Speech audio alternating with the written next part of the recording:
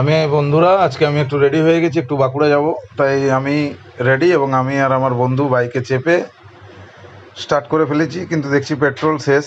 তো যাই হোক, পাম্প একটা পেয়ে গেলাম, তো ওখানেই পেট্রোল ভরে তারপর আমরা আবার গন্তব্যস্থলে রওনা দিলাম।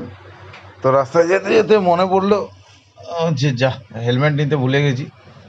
তো যাই হোক, আমরা যাচ্ছি। তো যেতে যেতে রাস্তার ভিউটা দেখতে দেখতে তার বাঁদিকেই একটা কি সুন্দর একটা রেস্টুরেন্ট করেছে নতুন, দেখতে খুব সুন্দর লাগছে। তাই একটু স্লো করে তোমাদেরকে দেখিয়ে দিলাম। আর দাঁড়ানো হলো না কাজের বসে। তো ইতিমধ্যেই আমরা একটা হেলমেটের জায়গা দেখতে পেলাম যে রাস্তার সাইডে বিক্রি করছিল। তো দরদাম করে 400-500 টাকা করে রেট করে একটা হেলমেট কিনে নিলাম।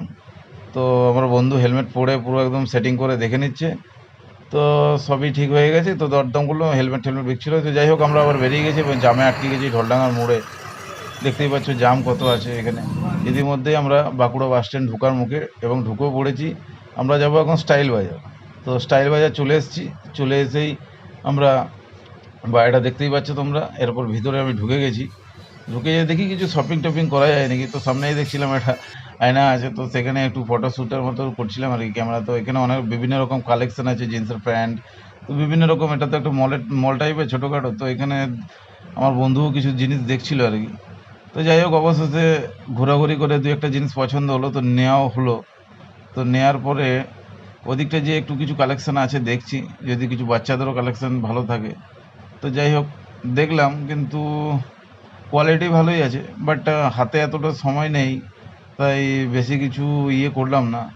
তো যেহেতু বন্ধু কেনাকাটায় ব্যস্ত, তাহলে সেখানে আমি শুধু দেখি আর ভিডিও করতে থাকি। তো যাই হোক, আমরা তারপর ওখান থেকে বেরিয়ে চলে এসেছি একটা আমাদের একটা জায়গায়।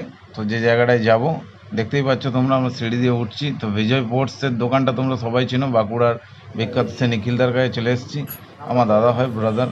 তো সেও হাত দেখিয়ে সম্মতি জানালো। তো এখানে অনেক রকম কালেকশন আছে, এখানে জিনিসপত্র দেখতেই পাচ্ছ। দোকান পুরো ভরপুর।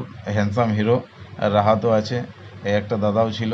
তো যাই হোক, ট্রফিও ভালো ভালো আছে। তো তোমরা এখান থেকে কেনাকাটা করতে পারো। তো ইতিমধ্যে এসব হওয়া যাওয়ার পর খিদে পেয়েছে খুব, তাই আমরা হোটেলে চলে আসি লাঞ্চ করার জন্য। তো আমি আছি, নিখিলদা আছে এবং আমার বন্ধু সিদ্ধেশ্বর আছে।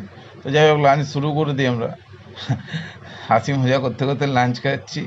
নিখিলদা কিন্তু খেয়েই যাচ্ছে, তিনি কিন্তু কোনো দিকে তাকাচ্ছে না, কিন্তু আমি আর ভিডিও করছি আর করছি, আমার বন্ধু কিন্তু খেয়ে যাচ্ছে। তো আজকের ভ্লগটা এখানে পর্যন্ত। টাটা সবাইকে।